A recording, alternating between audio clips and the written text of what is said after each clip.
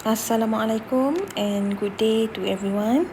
In this video, I will explain to you on topic 3.3, which is impulse and momentum. Okay, introduction. Here we know that kinetic motion of particle can be analyzed by using method of force and acceleration, work and energy, and also impulse and momentum. So in this video, we will learn how to use principle of impulse and momentum. The next learning outcome, upon completion of this chapter, students should be able to calculate the linear momentum of a particle and linear impulse of a force, and also students should be able to apply the principle of linear impulse and momentum. Okay, next, the principle of linear impulse and momentum is obtained by integrating the equation of motion with respect to time. Okay, so we know that summation of force equal to MA, and A is equal to dV over dt. Okay. Separating variables and integrating between limits V equal to V1 at T1 and V2 at T2 result in, okay, so F from T1 to T2 dt equal to M V1 to V2 dV equal to MV2 minus MV1. Okay, so this is the principle of impulse and momentum, and we will use this formula throughout this chapter. Okay, this equation represents the principle of linear impulse and momentum. It relates the particle's final velocity v2 and initial velocity v1 and the forces acting on the particle as a function of time. Okay, next, so we call this summation of force from T1 to T2 is linear impulse, and MV2 minus MV1 is the linear momentum.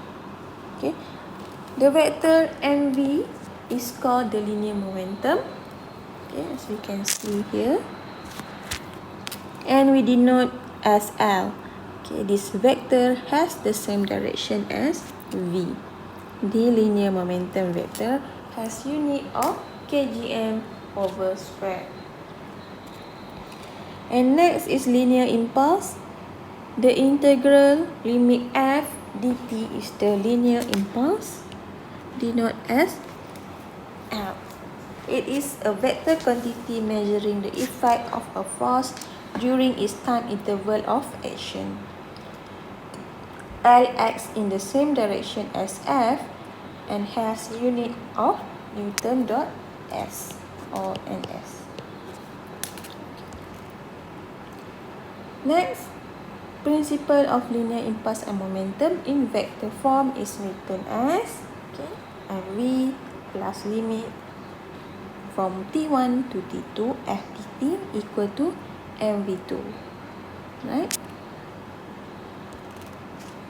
Okay, next, since the principle of linear impulse and momentum is a vector equation, it can be resolved into x, y, and z component scalar equation. Okay, so we have x-axis, y-axis, and z-axis. Okay. So next, let's look how to do the problem solving. Okay, the first step is establish the x, y, and z coordinate system. Okay, second step is draw the particle's free body diagram and establish the direction of the particle's initial and final velocities. Okay, drawing the impulse and momentum diagrams for the particle. Show the direction of linear momentum and force impulse vectors. Okay, next, resolve the force and velocity vectors into their x, y, and z components and apply the principle of linear impulse and momentum using its scalar form. Okay. Last, forces as function of time must be integrated to obtain impulse. If a force is constant, its impulse is the product of the force magnitude and time interval over which is it acts. Okay, now let's move to the example 1. Okay, let's see how to do the question about impulse and momentum. Okay, so a hockey puck is traveling to the left with a velocity of v1 equal to 10 meter per second. Okay, so v1 is moving to the left. When it is struck by a hockey stick and given a velocity of v2 equal to 20 meter per second as shown. Determine the magnitude of the net impulse exerted by the hockey stick on the puck. The puck has a mass of 0.2 kg. Okay, then what we need to do is to resolve to x and y component. Okay, so we resolve to x and y component, and v1 x plus summation of force from T1 to T2 F dt equal to m v2 x. Okay, so let's complete the equation. Okay, mass is 0.2 kg. Okay, m is equal to 0.2 kg. Okay, and then v1 is negative 10. Okay, because it moving to the left. Okay, and then we don't know the impulse at x, and then v2 x equal to 20 positive 20 cos 40. Okay, and m still 0.2 kg. Okay, insert the value into the equation and you will get impulse at x equal to 5.064 Newton per Newton dot second. Okay.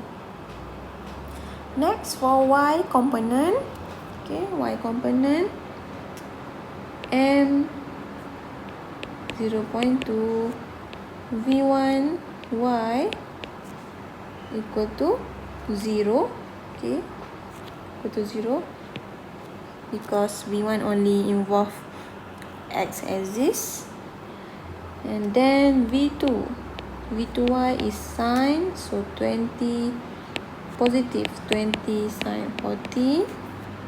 Okay, and what else? Okay, so insert the value into the equation and you will get impulse at y equal to 2.57 Newton second. Okay, next, find the net impulse. Okay, so net impulse equal to summation of x square plus impulse at y. Okay, and then you will get the answer. Okay,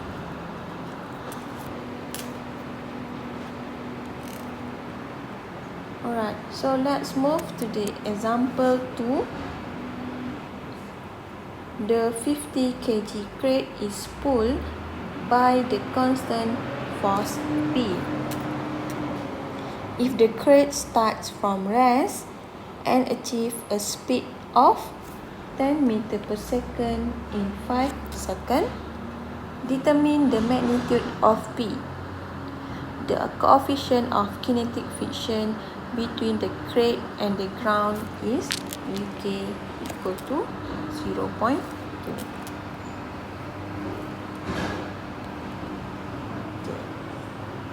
So by using principle of impulse and momentum, okay,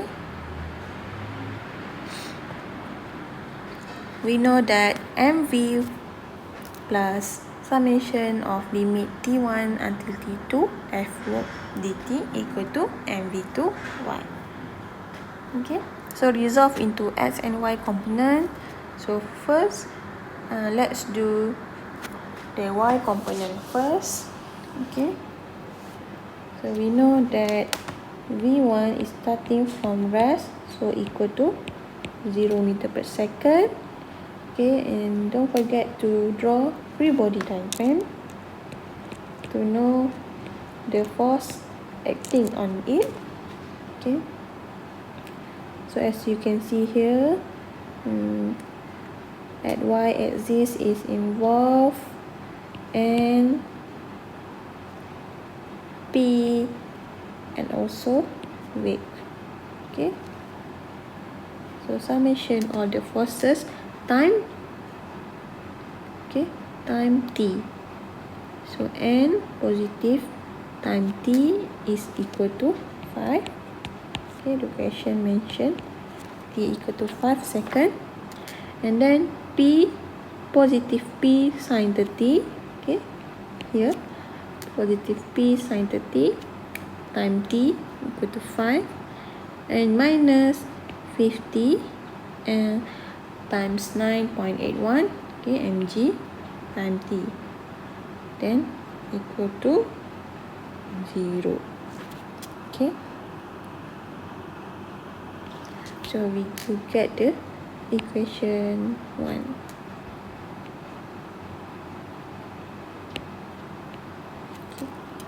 Next, resolve into x component. Okay, mv1, okay, still equal to 0.